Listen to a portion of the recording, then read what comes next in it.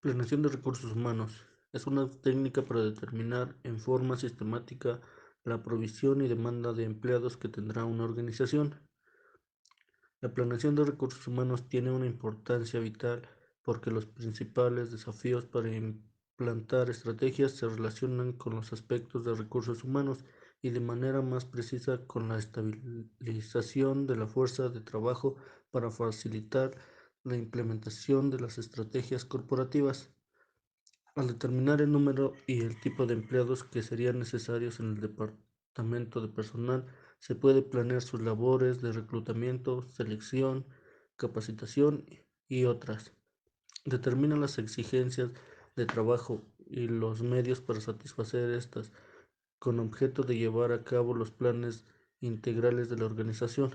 La planeación de recursos humanos se describe mejor como un procedimiento sistemático que forma una secuencia planeada de eventos o una serie de pasos cronológicos.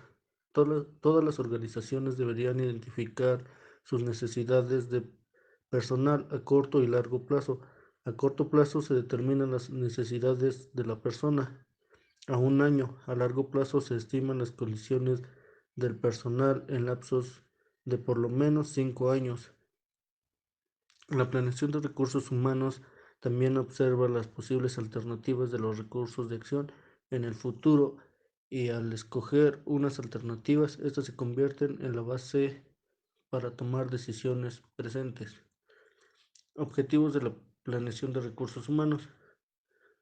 Los objetivos que persigue la planeación de recursos humanos son los siguientes: satisfacer las necesidades individuales, organizacionales y nacionales, relacionar los recursos humanos con las necesidades futuras de la empresa, con el fin de recuperar al máximo la inversión en recursos humanos, acoplar o ajustar las habilidades de los empleados a las necesidades de la empresa, subrayando el futuro en vez del presente, proveer la demanda de mano de obra o cuántos trabajadores necesita la empresa en un futuro, proveer la oferta de mano de obra o la disponibilidad de trabajo con las capacidades requeridas para satisfacer la demanda de mano de obra de la empresa, efectuar una planeación en forma continua y ser apoyada por acciones apropiadas cuando sea necesario, ya que los cambios en el ambiente de los recursos humanos son continuos. Realizar una planeación de recursos humanos sistemática en el sentido de que sea organizada y conducida con base a la realidad entendida. Identificar las oportunidades y peligros que surjan en el futuro, los cuales, combinados con otros datos importantes, proporcionan la base para que una empresa tome mejores decisiones en el presente para explotar las oportunidades y evitar los peligros. Y por último, diseñar un futuro deseado e identificar las formas para lograrlo. Esos serían los objetivos.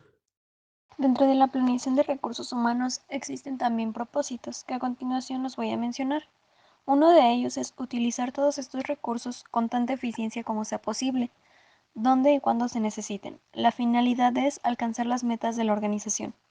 El segundo es anticipar periodos de escasez y sobreoferta de mano de obra, es decir, proporcionar mayores oportunidades de empleo a las mujeres, a las minorías y a aquellas personas discapacitadas. Punto 3. Organizar los programas de capacitación de empleados. Ventajas.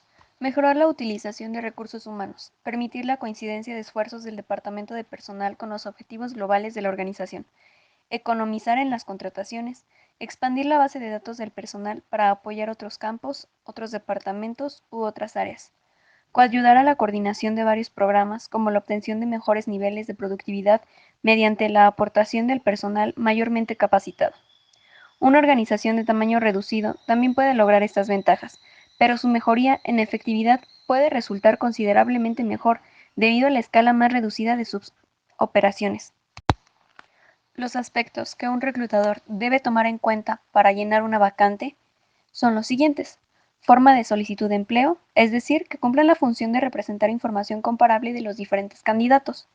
Datos personales, el deber ético de mantener privada la información disponible. Preparación académica. La educación recibida constituye un indicador decisivo para la evaluación de los candidatos. Un reclutador debe procurar identificar candidatos con formación académica que se relacionen con el puesto en forma operativa. Los grados académicos no garantizan eficiencia ni eficacia en el desempeño de ciertas funciones. Antecedentes laborales.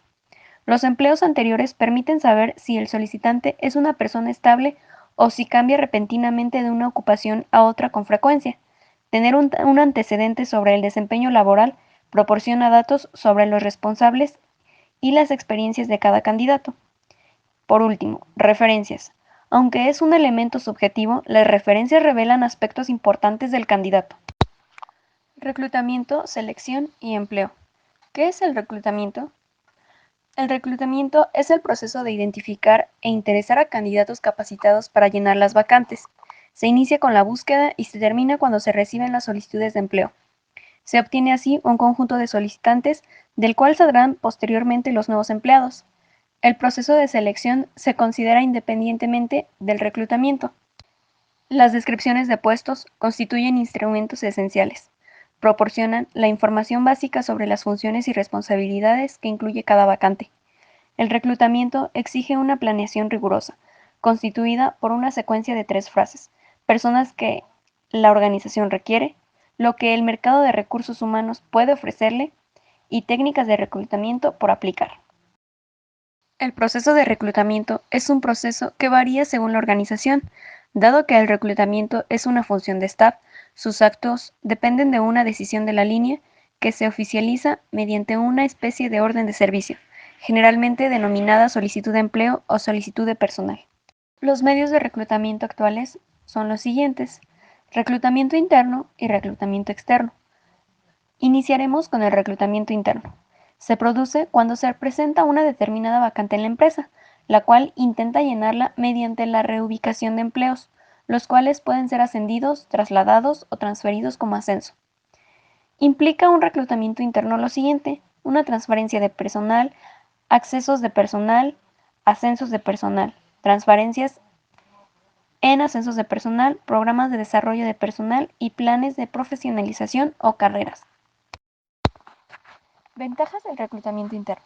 Las principales que pueden derivarse de este reclutamiento son: 1. Es más común y económico para la empresa, pues evita gastos de anuncios, de prensa u horarios de empresas, de reclutamiento, costos de recepción de candidatos, costos de admisión, costos de integración del nuevo empleado, etc.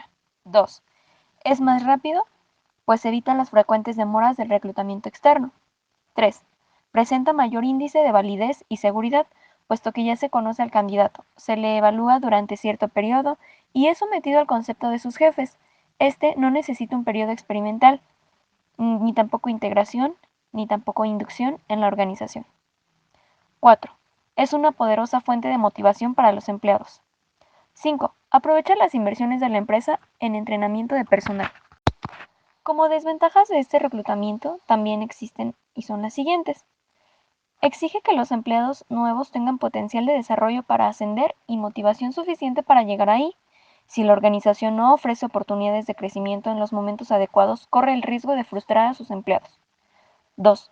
Puede generar conflictos de intereses, ya que al ofrecer oportunidades de crecimiento en la organización tiende a crear una actitud negativa. 4. Para premiar el desempeño y aprovechar su capacidad, a medida que un empleado muestra alguna competencia en algún cargo, la organización lo asciende sucesivamente hasta el cargo en el que el empleado puede ser incompetente, y ahí se estancará. Reclutamiento externo. El reclutamiento externo opera con candidatos que no pertenecen a la organización e incide sobre candidatos reales o potenciales, disponibles o empleados en otras organizaciones, y puede implicar una o más técnicas de reclutamiento. Las principales técnicas son: consulta de los archivos de candidato, candidatos presentados por empleados de la empresa, carteles o anuncios en la puerta de la empresa, contactos con sindicatos y organizaciones gremiales, contactos, conferencias y charlas, viajes de reclutamiento, anuncios en radios y revistas, y también agencias de reclutamiento o, como se les conoce, outsourcing. Como ventajas del reclutamiento externo tenemos las siguientes: trae nuevas experiencias a la organización, es decir, se actualiza la organización como sistema con respecto al ambiente externo.